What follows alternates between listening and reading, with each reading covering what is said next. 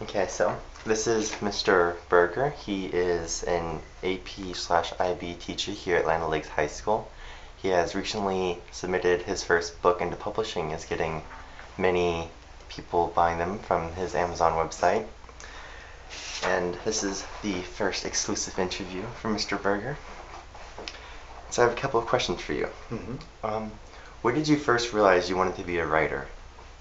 Well, in high school, I liked the idea of creative writing, and I was also an avid reader too. So looking at fantasy fiction or comic books back then, I just decided that I wanted to try my hand at doing some things, and that's sort of where my ideas came from, with the works I read back in high school. Okay. And how long did it take you to write this book? Well, it's taken me 25 years to get it to publication, but all in all, I think if I put all the time together, it probably took me about 10 years total, if I put time back to get it from beginning to end. But it did start as a short story in high school, so it had to grow and evolve from then. So I'd say about 10 years total.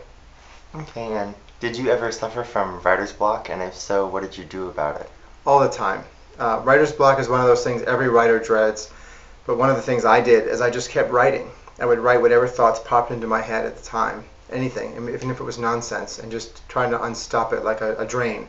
You just keep flowing with the words, and eventually something will come. Or sometimes you just have to walk away from it and give it a little while, a couple of hours a day, and come back to it. But eventually it does happen, so I wouldn't get too frustrated about it. And what is your writing process? Do you follow a regular routine? No, I pretty much write when I feel inspired to, which is probably why it took a little bit longer to finish than I would have liked. But when I do get down to writing, I make sure I have a closed place to work. Sometimes I have music on, sometimes I don't. But there's no set practice I do use. It's just whenever it happens, happens. And what motivates you to write? I have stories to tell, and this book was one that I've wanted to tell for a long time. And my love of mythology just kind of came through the work. And I wanted to make sure people knew what I had to say. Whether they liked it or didn't like it, I wanted to tell my story. What are the most important elements in your mind of good writing, and according to you, what tools are a must-have for writers? Well, one of the things about good writing is that you have to make sure you have a story people will enjoy. I mean, you have to enjoy it too, but you want to make sure you have an audience for it. I mean, writing for yourself is no fun if you can't share it. But one of the biggest things I've always told people, and something I've tried to do myself, is to show and not tell people what characters are doing.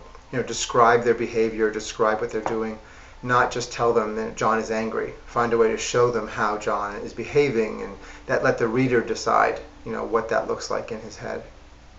Okay.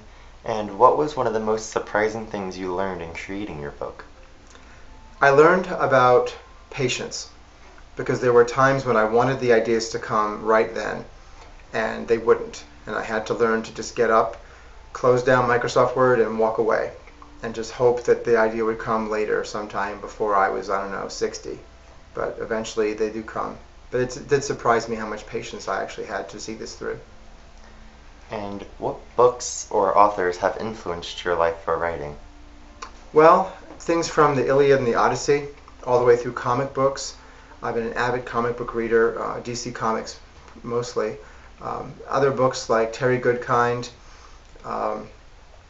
Isaac Asimov, all sorts of other science fiction and fantasy writers have been the instruments of my inspiration.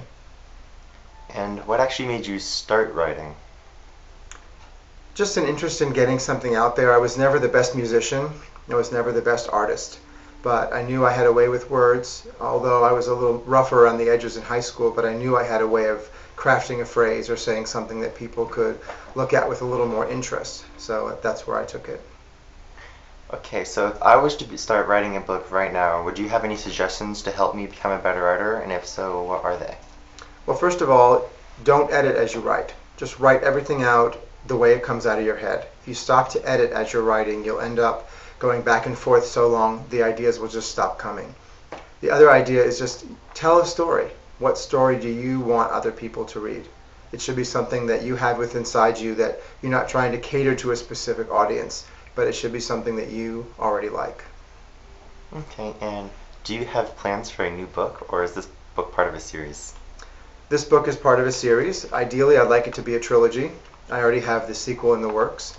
It won't take 25 years, however, to make this one come out. I'm thinking within a year I should have the second one. And then the third one we'll see. But yeah, I have ideas. And what is your dream, as in like publicity, of this book becoming? Well, my measuring of success was getting it published and people reading it.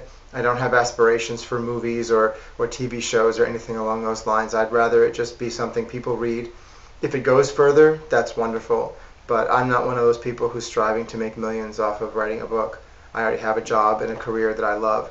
So this is just one extra way I get to do something I enjoy, and hopefully people do enjoy it as well. And what do you think is the single most important aspect of a book? The single most important aspect for me would have to be the characters.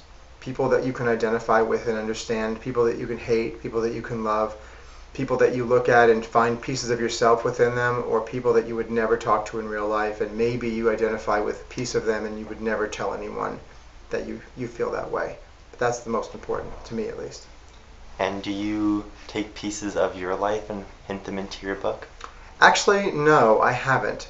People would think, well, I based the main character off of me, but if you look at the cover of the book, the main character is tall and dark-haired. I'm nothing like that. There are aspects of people that, I mean, there are teachers in the book, there are people who have qualities of mine, but I wouldn't base characters off of real people. I'd rather create them myself and have them totally original. And do you see your book becoming a movie one day? Like I said, I don't know if that's possible, but if someone approached me and wanted to, as long as I had creative rights to it and they weren't going to butcher it, it's something I would be interesting to see, for sure. Okay. Well, thank you for your time in this interview. Well, thank you. And I will see you later. We have, hopefully, I know, would you like to share what your Amazon link is, or how to find your book? If you go to Amazon.com and you type in Task Force Gaea, G-A-E-A, you can find it. Or if you just type in Berger, B-E-R-G-E-R, and Gaea, it'll pop up on the search.